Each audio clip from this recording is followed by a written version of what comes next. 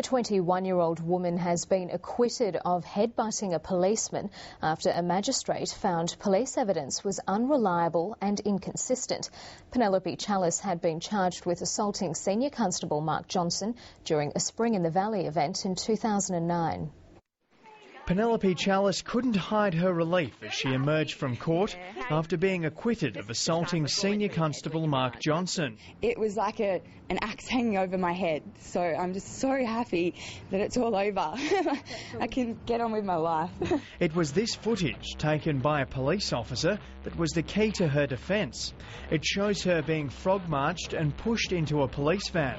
It contradicted evidence from officers that she was kicking and screaming as she was arrested. The moment the smallest little thing happened, I got treated like a criminal pretty much.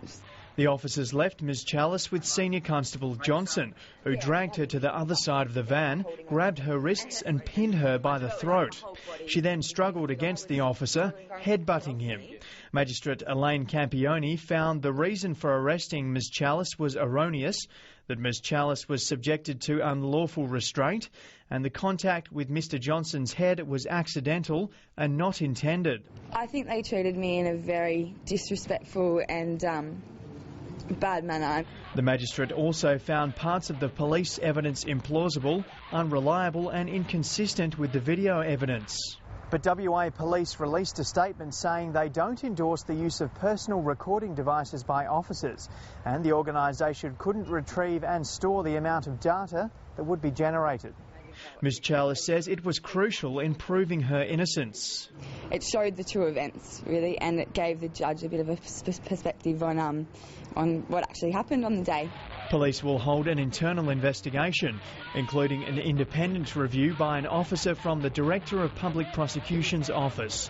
James McHale, ABC News. 2 police officers in Prince George's County have been suspended after a police-involved shooting in Brentwood earlier this month. Authorities say surveillance video from the scene does not support the earlier version they were told of what happened.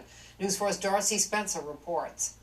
I was able to see that surveillance video. It clearly shows the suspect walking down the sidewalk. 2 officers approach from behind. One officer reaches around his waist area and then strikes the suspect on the head. At that point, you see a flash.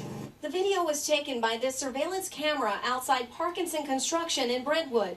It shows the suspect walking. 2 officers approach. Then one of the officers strikes the suspect, 19-year-old Ryan Dorm, in the head. You see a flash and the suspect goes down. Dorm told his attorney the officer hit him with his gun and it went off. My client told me that he didn't commit any crimes, that he was assaulted, that he was not resisting any type of arrest. He complied. He was hit with a gun in the back of the head, and the gun went off, and he was beat in his back. The officer has been identified as Corporal Donald Taylor, a 13-year veteran of the force. It all started Friday night. Taylor said he saw 2 men enter this lowest prices gas station on Rhode Island Avenue with masks on. Fearing it was a robbery, he and another officer investigated. They claimed Dorm ran out of the store. They caught up with him a few blocks away. Taylor claimed Dorm tried to grab his gun, but that video tells a different story. It was immediately determined by the police department that this needed to go to the state's attorney's office, and it was, and the right things were done. A friend of Dorm's who didn't want to be identified says he did nothing wrong. All he did was walk to the gas station and get a soda and some chips or whatever he needed to get from the store. And that police squad, they're always around here harassing us everywhere we go. The charges relating to the assault on Corporal Taylor have been dropped, but Dorm remains in jail on a $15,000 bond. He's facing additional charges related to that incident. In Oxon Hill, Darcy Spencer, News 4.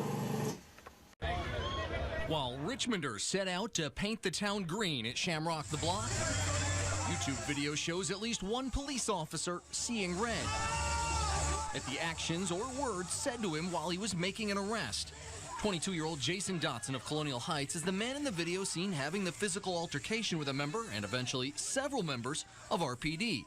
I spoke with Jason by phone today. He tells me what we're seeing here is him questioning why police have handcuffed his twin brother Joseph, who's sitting on the ground, and not this guy, wearing nothing but green spandex shorts. The 2 had been in an altercation. Dotson says he was pointing and saying, quote, "That's not right," when Officer Ari Davidson attacks him, punching him, grabbing him by the throat. Dotson can be heard yelling, "Stop, stop." He tells me after that, as the situation escalates, he was defending himself from what he claims is an out-of-control police officer. Here's how one witness who asked we not show his face describes the scene. It looked like, an intoxicated individual approached the police officer and said something that made him extremely mad. And then the police officer just started attacking the guy for no reason, it seemed like. Dotson was taken into custody after